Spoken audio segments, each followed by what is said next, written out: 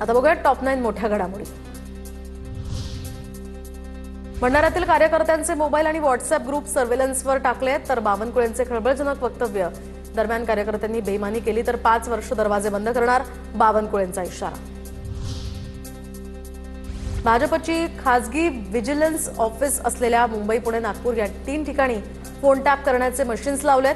संजय राऊतांचा आरोप तर पेगाससपेक्षा सुद्धा अत्याधुनिक मशीन लावण्यात आले आहेत। पत्रकारांचे सुद्धा फोन टॅप केले जात आहेत, संजय राऊतांचा आरोप। बावनकुळेंना अटक करून चौकशी करा। भंडाऱ्यातील बावनकुळेंच्या वक्तव्यानंतर राऊत आक्रमक। फक्त भाजप कार्यकर्तेच नाही तर इतर नेत्यांचे सुद्धा फोन सर्व्हेलन्सवर, राऊतांचा आरोप। कार्यकर्त्यांसोबत संवाद साधण्यासाठी वॉर रूम। संजय राऊतांनीच पोलीस स्टेशनला येऊन गुन्हा दाखल करावा, बावनकुळेंचं राऊतांना प्रत्युत्तर।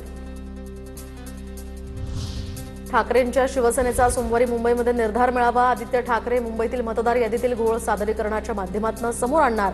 वरळी NSCI डोम या ठिकाणी संध्याकाळी 5 वाजता हा मेळावा। संकल्प विजयाचा, मुंबई जिंकण्याचा असं मेळाव्याच्या बॅनरवर लिहिलंय। दरम्यान मेळाव्याचा टीजरही जारी। आदित्य ठाकरेंचं प्रेझेंटेशन केंद्र आणि राज्य सरकार तसंच निवडणूक आयोगानं पाहावं। निवडणुका हायजॅक केल्या त्याचे पुरावे समोर आणले जाणार। मोर्चा संदर्भात काल राज ठाकरे आणि उद्धव ठाकरेंमध्ये चर्चा, संजय राऊतांची माहिती। राऊत आदित्य ठाकरेंचं पॉवर प्रेझेंटेशन सुरू होण्यापूर्वी जनतेनं पॉवर कट केली आहे। जनतेनं पॉवर कट केल्यावर आता कोणतं पॉवर प्रेझेंटेशन करणार? नवनाथ वन यांची राऊतांवर आणि आदित्य ठाकरेंवर टीका। महाराष्ट्र प्रदेश काँग्रेस मतचोरी संदर्भात उद्या संध्याकाळी प्रेस क्लबमध्ये चित्रपट दाखवला जाणार। चित्रपटानंतर मतचोरी संदर्भात चर्चासत्र घेतलं जाणार। प्रदेशाध्यक्ष हर्षवर्धन सपकाळ कार्यक्रमाला उपस्थित राहणार।